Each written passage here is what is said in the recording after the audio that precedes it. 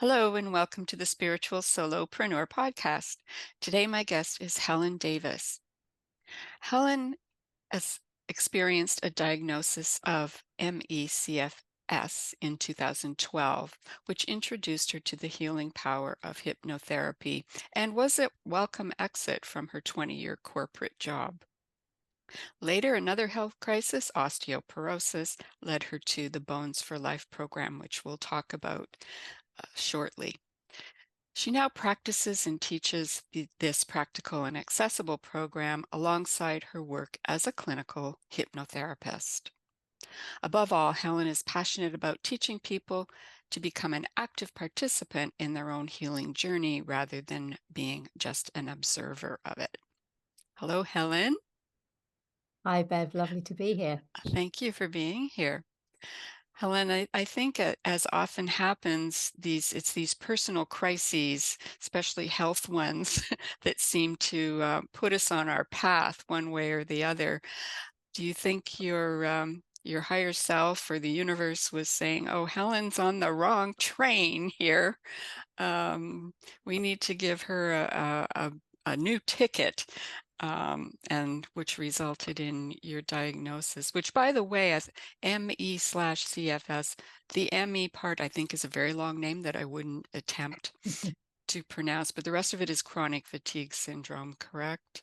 Correct. And here in the UK, we tend to talk about ME rather than CFS. Oh, But I personally use the term chronic fatigue syndrome because that describes what I experienced. So it's interchangeable. But yeah, I would absolutely. In fact, I'd put it even slightly differently. I think the universe was giving me a get out because I knew that the corporate career I was doing, and I did for 20 years, I knew that it wasn't, as I even said at the time, it wasn't what I wanted to do when I grew up. I didn't know what that was.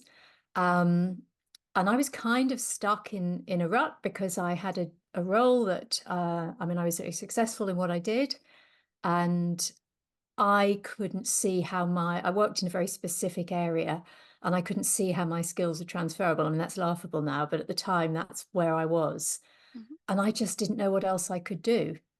And almost overnight, I went from, full on career to a period of 18 months when I couldn't work at all. And then it took about 2.5 years to even get to a point where I was doing my old job. Well, I wasn't doing my old job. I was doing a job for the old company Okay. on a kind of part-time basis. And even that made me sick again. And so it was really clear that that wasn't my route. But what was so interesting was that even while I was completely, genuinely, physically unable to do that job for more than a few hours a week, at the same time, I started training to become a hypnotherapist. And I found that, and subsequently yet training to teach yoga, which is what I did before discovering Bones for Life, I had the energy to do those things. Just And by yet cutting back on. I genuinely didn't. My hypnotherapy training took place over the course of a year, and it was 4 modules, and each module was 6 days, full days in London. I don't live in London. I had to travel to London and Oh, stay wow. there. It's like a job.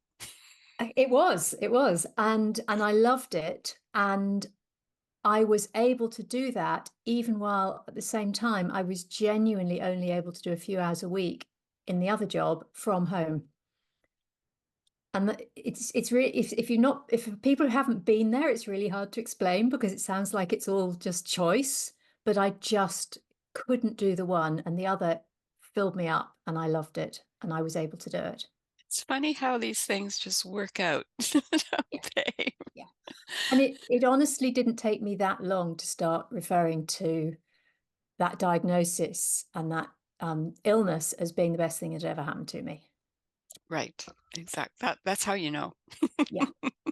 What I wasn't expecting was 10 years later, almost to the month, to have another massive crisis that took me in another new direction. Yeah, well, I guess your higher self was going, okay, well, this is good, but we have something better.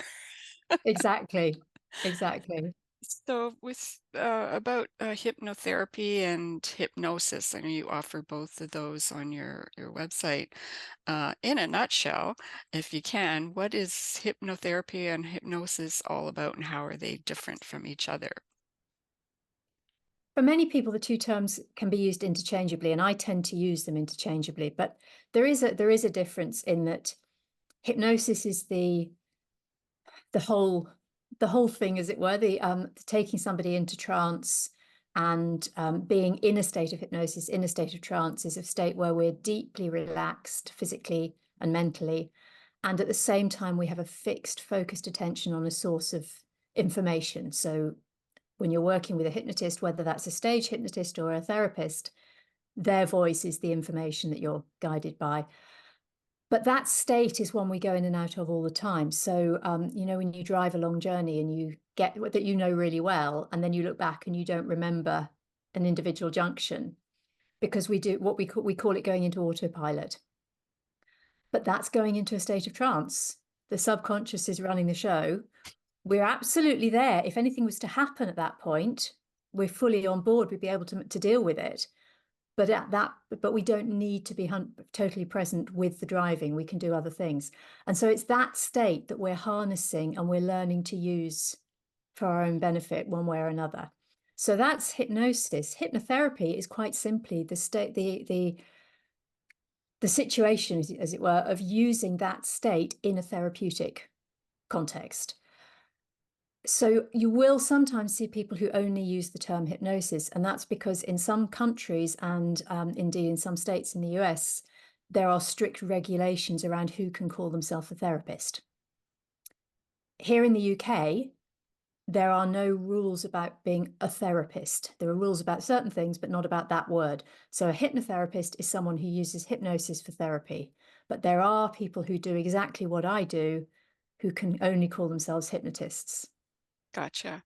It's sort of like when you're in the shower and thinking about things and ideas come and things like that. It sounds like that you that's a form of trance or hypnosis, I suppose. Yes, it can be. And there's so many, we literally go in and out all the time. And this is why one of the first things I explain to new clients is that I'm not doing anything to them to put them into hypnosis. I am simply teaching them to take themselves into that state. And it's the same state that we're in just before we drop off to sleep or just after we wake up, or very similar to that.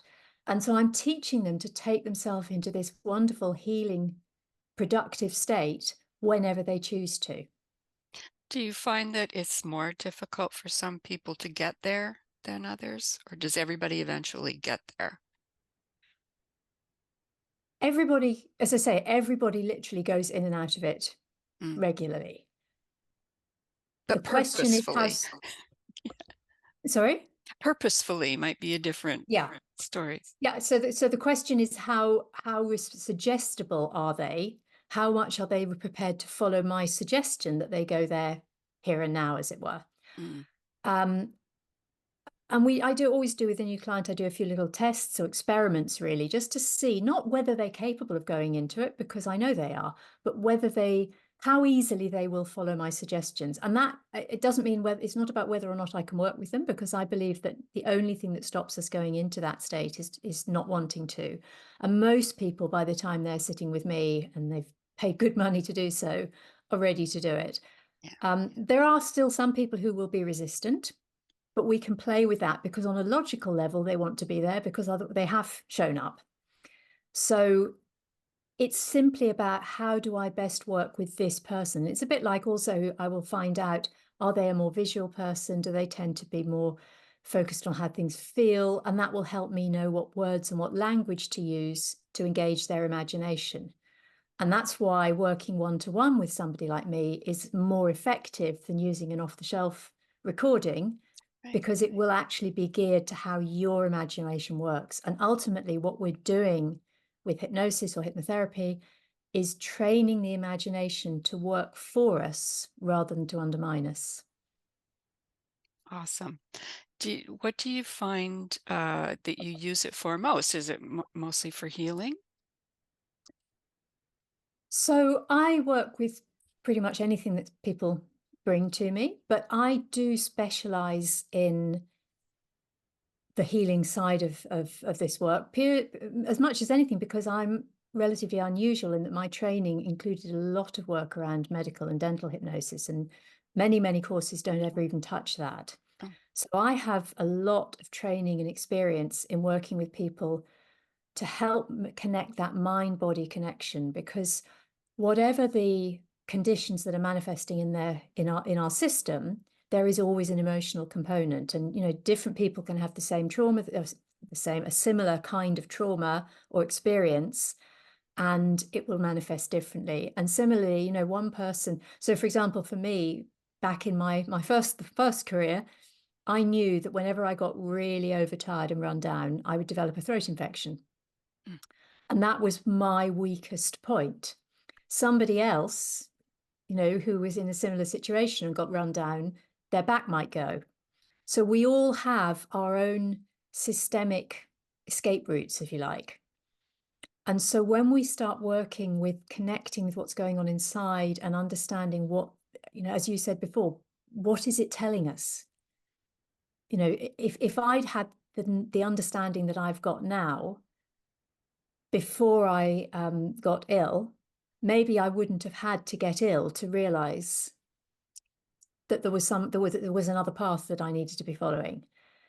So ultimately, working with this mind-body connection, whether it's for something, the sort of thing people think of when it comes to hypnotherapy, which tends to be things like weight loss and stopping right. smoking and phobias and things, it's still all the same thing. We're always coming back to what is the subconscious trying to do with this behavior, because people talk a lot about self-sabotage. I really dislike that phrase, because sabotage is intentionally damaging something, and nothing in our system is trying to harm us. It's always trying to protect. So we have to understand, where does this message come from? Where does this understanding that this behavior is protective, where does it come from? And when we know that, we can start helping to find ways of reframing it and allowing ourselves to release it and integrate it. So we're never trying to get rid of anything. We're trying to reintegrate the parts of us that are maybe taking us down an undesirable or even a damaging route. mhm.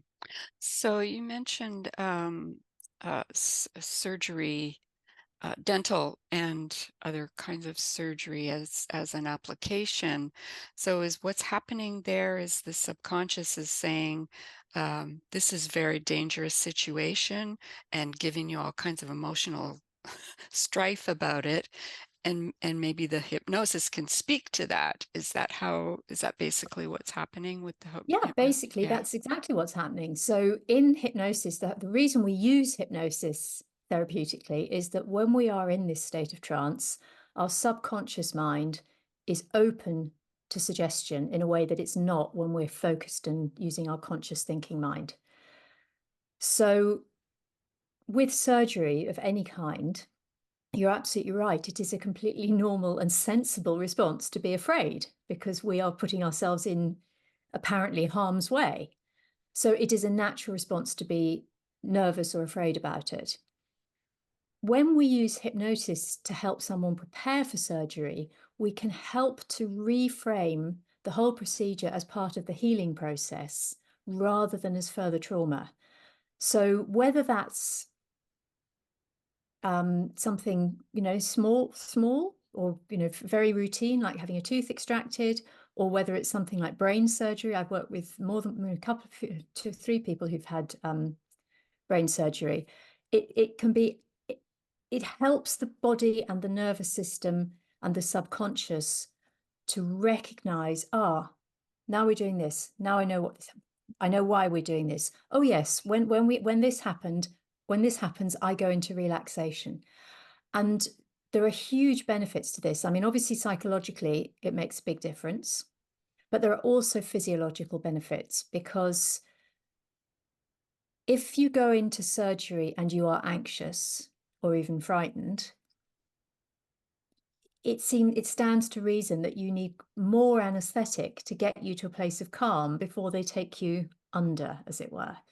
if the moment when you go into surgery, your nervous system is actually already relaxed and calm, most people will need slightly less anesthesia, chemical anesthesia, particularly if they're having a general anesthetic. And, most people know these days that it's actually recovering from the anesthetic is one of the biggest parts of the recovery. So simply by reducing the amount that's needed can speed the recovery. And the other thing is that, again, we know these days that when the body is in that fight or flight response, various parts of the system shut down because it goes into survival mode, and that includes the immune system. So if the system knows that this is part of a healing process and also receives specific suggestions that as soon as the procedure is over, the immune system can start to do its job, it actually reduces the risk of post-operative infection. So there are some really practical reasons for using it, as well as the psychological ones. Awesome. And like you said, everybody's different. So a tooth extracted might be a total trauma for some people, whereas, Absolutely. somebody who's having brain surgery, be overwhelming, probably for just about anyone, I would think. Absolutely. And when I described a tooth extraction as routine, I simply mean that it's routine from the surgical team's point of view, Right, right. rather than any comment on the individual, because you're Nobody wants to absolutely have it right. done. Nobody wants to have it done. Although I don't know if you're aware, but last year I did actually have a tooth extracted with no chemical anesthesia whatsoever, using self-hypnosis alone. Oh, and it wasn't like loose coming out anyway, or No, no, it was a full it was extraction. full. Oh, Um, wow. and that was is not something there's certainly not something I encourage people coming to me for support to Not do. the first time. Um, I was only able to do it because I've basically been training myself with hindsight for years to get to that point. And Mhm. it's not the easy option, um, but it is doable. And one of the things that I do for myself is whenever I go to the dentist, I've learned to numb my jaw. So whenever I have a hygiene appointment with the dentist, which I have to do quite regularly because I have gum issues, I've got to the point now where the neural pathways, because this is all about creating new neural pathways, the neural pathways in my brain are so ready to go. I just drive into the car park at my dentist and my jaw starts to go numb because I've been Oh, doing that for years. I don't wow. even have to think about it now. It's fascinating. The first time I realized that was happening was a bit of a mind-blowing moment for me. That would be awesome. And then afterwards, it just comes back? Yeah, because and the other thing is when you use hypnotic anesthesia, so for example, when I had the tooth extracted, because you're actually reducing the pain response in the moment, there isn't pain to come back in the same way. So if you have an anesthetic, it's like the pain signals are still going through, but you've blocked them. Right. When the anesthetic wears off, you feel the pain. Comes. But I believe that I had much less post-surgical pain from the tooth extraction than if I'd had chemical anesthesia, because there was nothing to wear off and come back. And similarly, what led to me being diagnosed with osteoporosis was falling a couple of years ago and breaking both my wrists. And when I left, I was in hospital for a couple of days, had surgery on both wrists, and I actually refused painkillers when I left because I didn't need them. It was too much of an argument, to be honest, in hospital not to have them because I just hadn't got the energy to You argue just with didn't them. use them. But once I left hospital, I took a paracetamol in the first 24 hours because I had a headache and I wanted to get rid of that. Um, but with my wrists, I was able to mentally turn down the pain. So when they started getting uncomfortable, I could just check in with my system, trust, work with my subconscious to turn down the pain. So there's a huge amount, and this is all, as I say, I've done a lot of training in that area, but it works in many different ways. So, for example, when somebody's got a chronic health condition that they've been dealing with for a long time, and the medical establishment has reached the point of saying, look, we know you've got problems, we know you're in pain, short of some exploratory surgery, there's not much else we can do, or whatever it may be, and all they can do is give more painkillers, that's when it can be incredibly helpful to work with someone like me, because we can go into the system and start exploring what is it this pain is here to tell you. Because the brain has gone down a different path. It's created, in this case, a neural pathway that this part of the body sends constant signals of pain. But pain is never constant. It's always up and down. True. And even when someone says, oh, I'm in constant pain, when you talk to them, it's like, well, is it always 10 out of 10? Well, no, sometimes it's a 5. Okay, so if we could get it to 5 all the time, would that be worth doing? Absolutely. And so we've immediately got some wiggle room. And even that shifts perception. So it's like, Right. oh, maybe there is some hope here. Right. And that's a lot of it, right? Just the mindset and the trust. You mentioned trust earlier. I'm sure that sometimes when people start out with this, they don't trust it. So I imagine it takes a little bit of time, but if you said to me, and I have pain that's 10 all the time, and you said, well, we can make that, you know, obviously you can get to 5. So let's try to get to 5 more often, and maybe it'll go down to a 2 sometimes. It just makes sense. It's logical too. So Yeah. yeah, And the trust is absolutely critical. And the trust comes from the rapport and the relationship between the client and the therapist. And this is why I say to everybody who asks me about working with me, the first thing is, let's just have a chat, 20-minute chat, no charge. Tell me what's going on for you, what's brought you to here. And you see whether I feel like someone you can build trust with. And I see whether what you're bringing is something that I feel I can help with.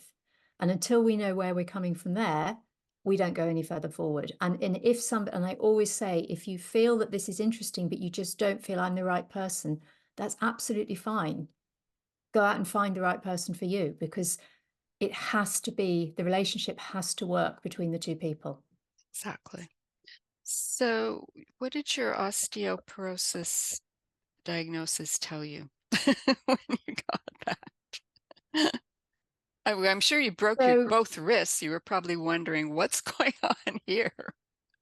well, to be honest, it came as an absolute shock to me. I had absolutely was not expecting that diagnosis. I did break both my wrists. I did it at home. I was moving too fast, which is a bit of a bad habit of mine, through a doorway, and I trod on the other leg of my trousers. So basically, whilst moving at speed, I tied my feet together, Right. crashed down, threw up my wrists, my hands, as we do. And obviously, I realized pretty quickly that there was something fairly major going on. So just as an aside, and following up from what we were talking about before, all of my hypnotherapy skills came in that moment, and I was able to turn down the pain of the broken wrists in order, because I was on my own in the house, so I had to be able to get myself into a place of being able to think how to call an ambulance, who am I going to get to look after my dog, all of these things. Right. So I was able to use those skills to not stop myself from going into shock, and be able to manage the situation, which I Mm, did. mm. Um, so fast forward a few months, and I had a DEXA scan because I was 56 at the time, broken a bone. So it's a fairly routine thing to do. And I was absolutely convinced it was unnecessary. So I was totally devastated to be told that the results were in the range of osteoporosis. So not even just there may be a problem, but what they were saying is there is a problem. Right. Um,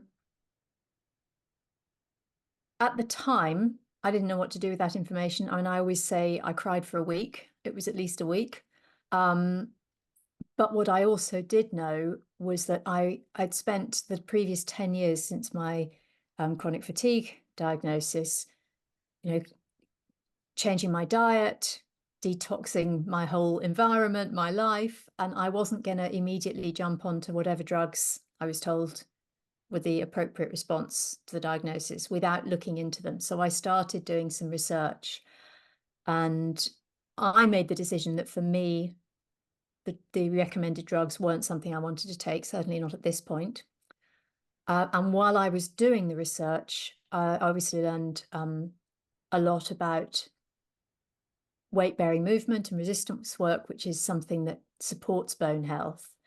And at the same time, I knew I have never been a gym bunny. In fact, I loathe going to the gym. And I haven't ruled out starting to use weights at some point because I know it will be good for me. But I also know it doesn't matter how much money I pay the gym. I'm not going to get into the habit of doing it regularly at the moment because I hate it. I And then I hear you. exactly, you either do or you don't. Yeah, And then I came across this program called Bones for Life. And obviously the name is brilliant if right. it catches your eye, if it's something on your awareness. It's easy And to I remember. went, it's easy to remember. So I broke my wrist at the end of April. I heard about Bones for Life in September. I got my results at the end of August. I heard about Bones for Life in September through my research. And I joined a course through an American, or I couldn't find anyone in the UK doing it. So I joined an online course with an American organization.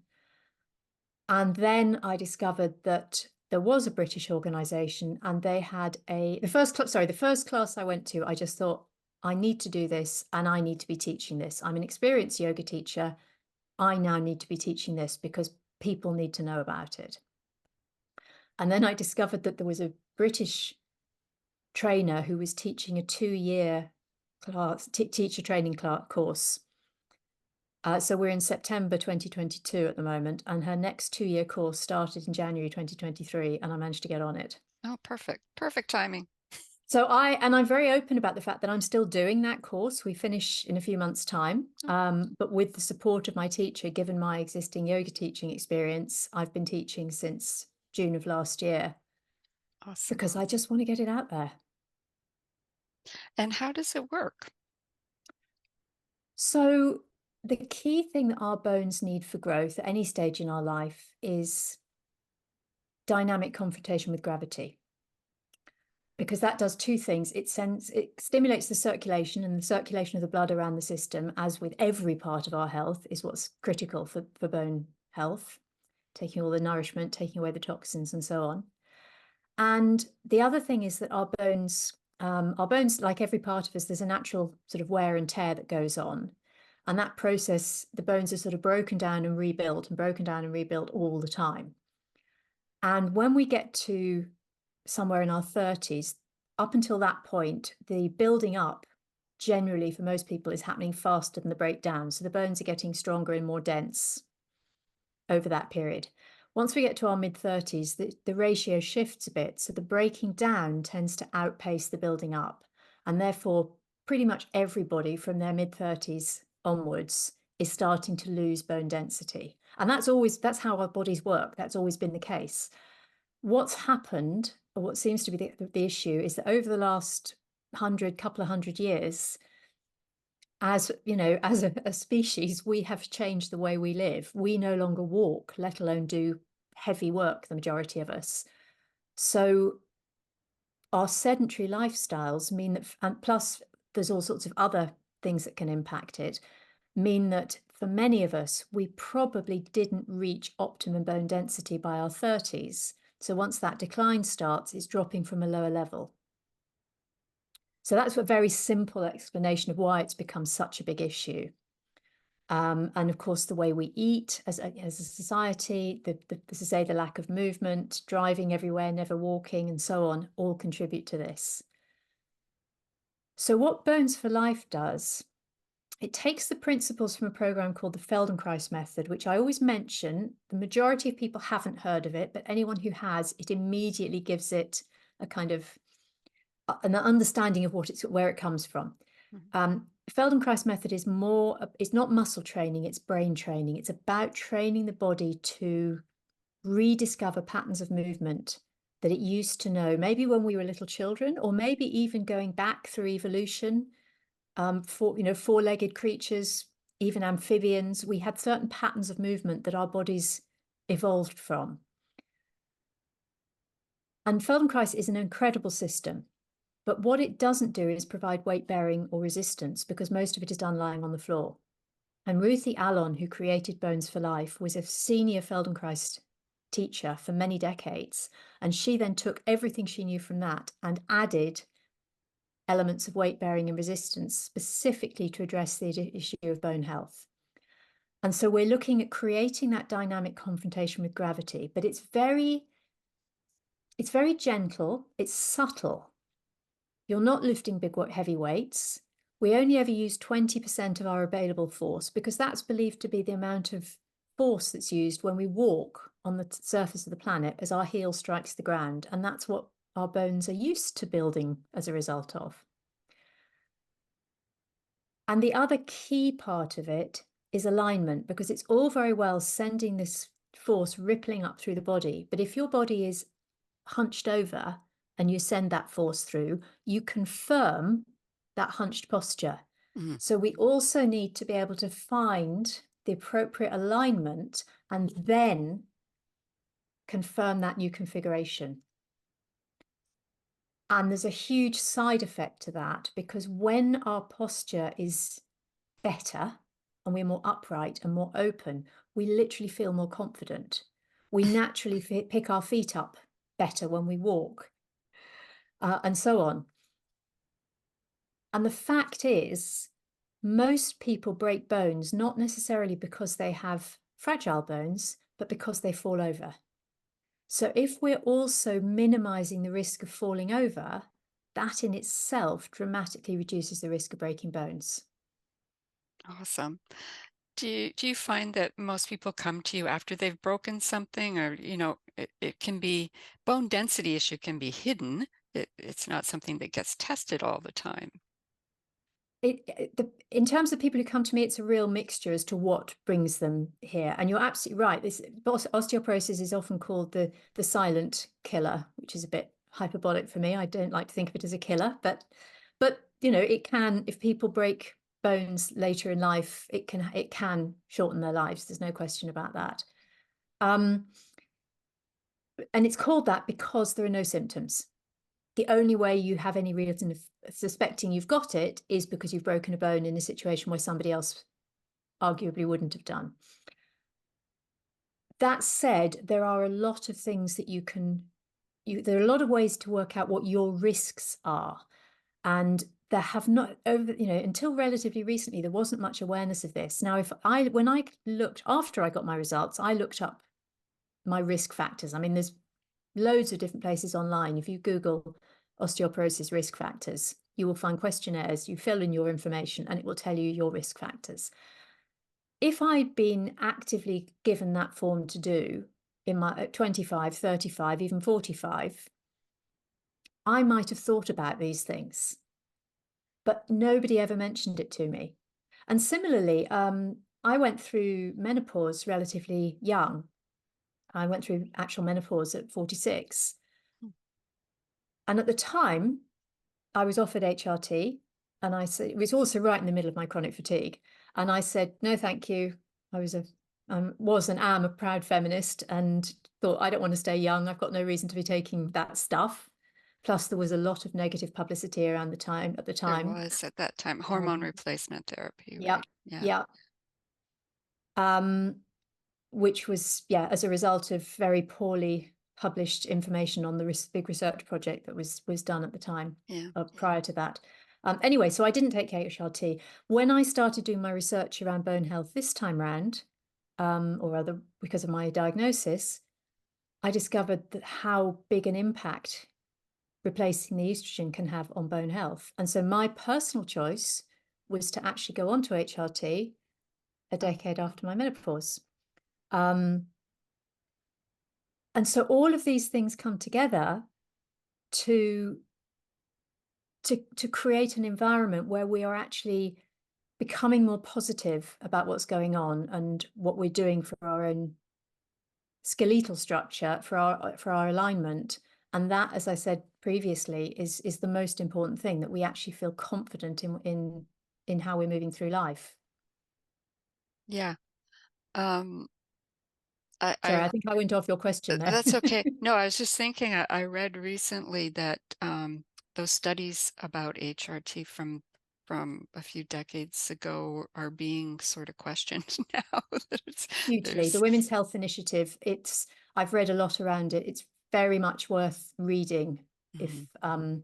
if, like me, you'd just taken it all at face value, there's a lot of very different research around it these days. And of Yeah. course, some people still choose that that's not a route they want to go down, and that I perfectly completely respect that. But for me, that was definitely preferable to the drugs that were being Yeah. suggested for. Yeah. So would you suggest everyone go online and take some sort of, are there quizzes or something like that for figuring out what your risk factors are? I definitely think it's worth doing that because things like, if osteoporosis runs in your family, if you know that your mother or grandmothers had that typical hunched posture, lost a lot of height as they got older, Yeah. then it means it runs in the family. Being white or Asian puts you at greater risk than being of black descent. There are certain things that do factor it in, and there are certain drugs that people have taken over the years that may have increased the risk of low bone density. So there are these things that you can find out what your own risk is. And I've just remembered what your last question was, which was what brings people to me. Oh, And so some of them, it is absolutely because they've had a diagnosis of osteoporosis, or they've been told that they have osteopenia, which is just a term for between normal and osteoporotic. There's this term osteopenia. That's not something that necessarily that should require drugs or treatment, but it's a marker that this is something to look out for. Um, Sometimes, as I say, it's because they know that they've got high risk, or they realize it runs in the family and they want to stave it off. And I'm working a lot with women who are in perimenopause and just trying to get them to be aware in the way that I wasn't, that if they start building some of these really simple little processes into their life now, they're moving along the right direction. And if you know the things that help your bones be to remain strong, you can just start using them. It doesn't have to be a kind of, all-consuming issue. right. Does calcium help or is that a myth? Calcium is definitely important. Calcium is the primary mineral that is involved in our bone mineral density. Not the only one, but it's the primary one. There is a lot of debate about the best way to get Ah, calcium. hmm. Um, Yeah. whether So calcium from green vegetables and from those sorts of foods, fantastic. The issue of dairy, again, there's every time everything you look into about food and nutrition around this issue seems to have two, if not more, Yeah. viewpoints on them. Yeah. 'Cause you can get it from different sources and Yeah, maybe some are better than others, I yeah, guess is yeah. And as I say, different people have different views, and you can always find data to support whichever view you want to believe. But exactly. calcium, vitamin D and K, collagen, all these things can be really helpful in supporting bone health. Okay. I just want to ask you something about spinal alignment real quick. Mm. Is it because issues with spinal alignment, are they always hand in hand with bone density problems? No, not at all. Mm. Because most of us have issues with spinal alignment because we spend our lives hunched over our phones or our screens, or I don't know me what you're too. talking about. Honestly, do you know what? The last couple of weeks, I've been really busy and I spent more time at my computer, and I can feel, and therefore I've spent less time on my mat, and I can feel that my shoulders are hunched more now than they were a Yeah. month ago, and I need to address that. So there's all sorts of issues around spinal alignment. We've for most of us, it's just a question of this hunch. And what happens when people have, and it's not just women, men get osteoporosis too. And what happens is what creates that hunch that we think of as the typical old person stoop is that the vertebrae in the spine literally fracture on at the front. And so instead of being stacked on top of each other like that, if that's the front of the body there, they come, they get narrower on the front so that because they get Ah, compressed. And so that's what's happening. And that is because the bone is crumbling. So if we are constantly working to create space between those vertebrae, and this is one of the things that Ruthie did so brilliantly in Bones for Life, she created ways of helping people find their optimum posture. And so the more space we're making between the vertebrae, the more we're constantly remembering to come to an upright posture and to support our body from the feet when we're sitting, to support ourselves from the spine, base of the spine and the sitting bones, rather than pulling ourselves up from the shoulders. Right. All of this helps enormously. And that's so obviously there's other issues of spinal alignment. If people have scoliosis or they have a bend or a twist in the spine, this can help with those as well. But it's also really good for people who have no pathological issues or no structural issues per se, but are just aware that they're finding it hard to sit up. Right. Yeah, I mean, just being aware is half of it, right? You just, if you are aware of what you're doing and you know a better way, you're going to prevent Yeah. problems later on. And it feeds through everything. So if you learn a process that helps you just sit up on in your chair, then when you're walking, that you're aware of that. And walking particularly, I mean, the number of my students who say, "Oh, I've noticed when I walk, I duck my chin out." These Mm, are women in their 40s, 50s, 60s, and they've only just noticed that this is something they do when they walk. And that's because they're getting more awareness of their body. And that brings us back to the whole mind-body connection. The more aware of it we are, the more we connect into it. And so we're getting that awareness of what's going on, and we're getting tools to help us address that issue. And one of my first students, actually, she said that she felt that she always used to feel when she walked, she was rushing around everywhere. And she now felt that she glides and she walks in an elegant way. And that's purely from doing this course and finding a way of lifting her spine and actually feeling the body move and noticing how incredible walking is. and can that actually help to realign things? So yes, so Mm, when you have these techniques to get yourself into alignment, and then you do something when you're in that alignment to send the gravitational force through the system, that is helping the body to confirm that state. So one of the things that I would encourage everybody to do is to walk. And if you walk, go for a walk every day, and at some point during that walk, just pause, check your alignment, and then walk in a way that feels aligned, and notice how different it is to do that. And each time you're doing that, the body then goes, "Oh, that feels better." And so the body itself is quite keen to come back to it. And the more you do it, the more it becomes instinctive. it's really about communicating with your body. It's all about communicating with your body, Yeah. everything. Uh, Communicating with and listening to. mm-hmm, exactly. Well, Helen, thank you so much for being here. Can you tell us how people can get in touch with you and find out more about your programs? Of course. So my business name is One Step Forward because that's what I help people do. Right. Um, and my website is onestepforward.today. So that's the place to just find out about everything I do. I'm on Facebook at onestepforward.hypnotherapy. And I do talk about Bones for Life on that page a lot as well. And I'm also on LinkedIn and Instagram. Those are preferred for Okay. people. And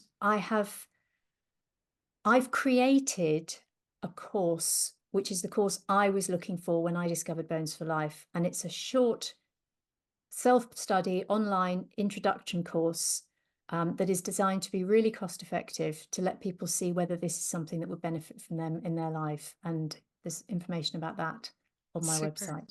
Super.